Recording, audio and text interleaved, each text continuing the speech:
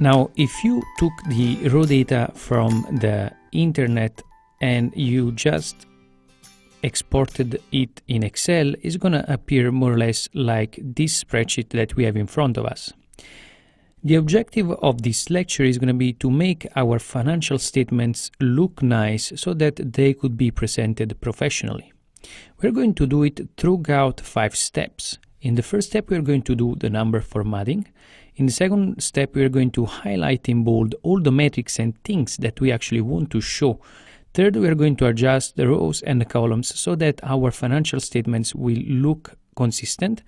And fourth, we're going to place borders. And then fifth, we're going to add the checks to our balance sheet. Now, let's go and let's take the first step, which is the number formatting.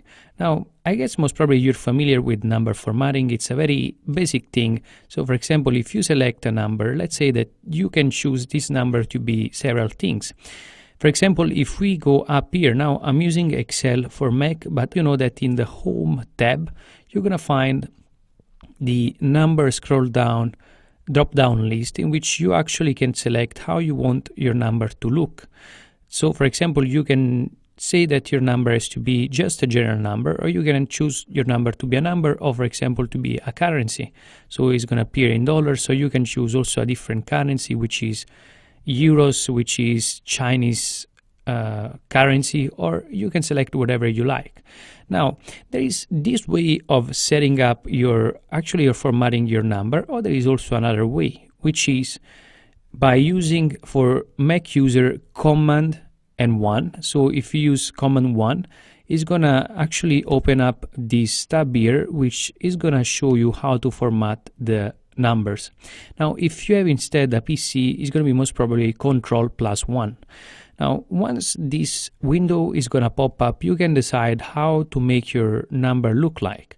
Now, in this particular case, since we are showing the year, we want them to look just as a general number. That's it. So that's what we're doing.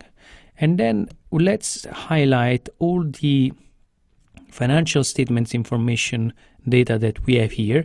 And let's again try to use Command+1 for Mac users and Control+1 for PC users, and we're going to set the number to be actually a number, and we're going to select the last one. You see negative numbers here. We want to say that negative numbers have to show in parentheses, and we want to use the separator. It means that we want to show the comma for those numbers, and let's use no decimal places, so that eventually our financial statement is going to look like that. So it's going to be much cooler. And we can do here, this was a percentage, so we can select this number, choose to make it appear as a percentage, and that's it.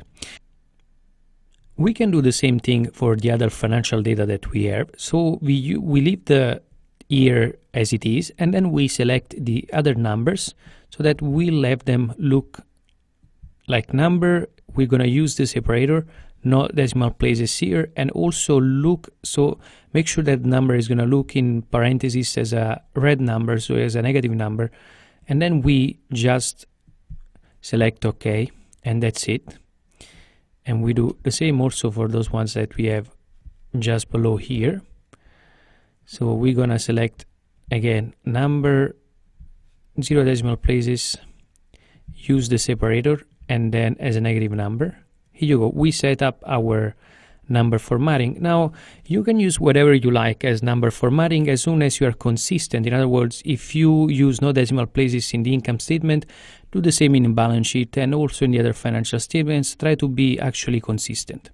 Now, let's take the second step. Let's highlight in bold the things that we want to actually highlight. For example, we want to highlight here because we know that this is an income statement, and we want to also make it appear in bold the years,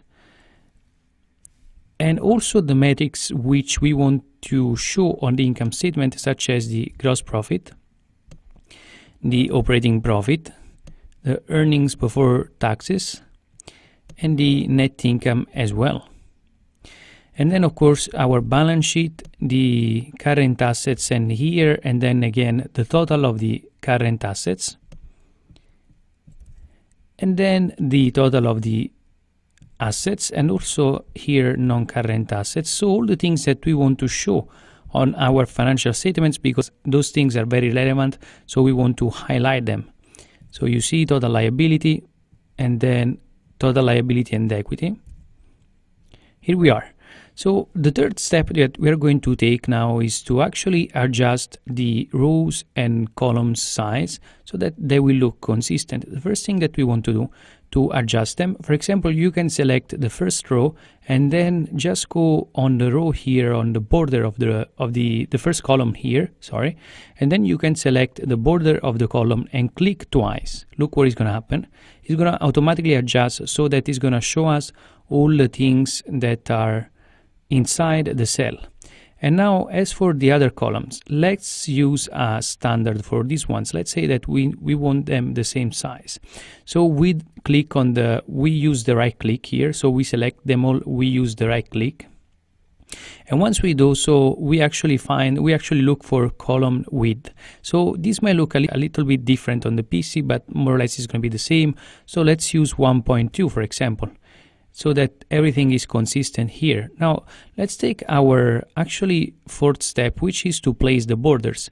Now, in this case, we want our report to look nice. So what we're going to do, we are going to actually use the tick box border here, and we're going to do the same for the balance sheet.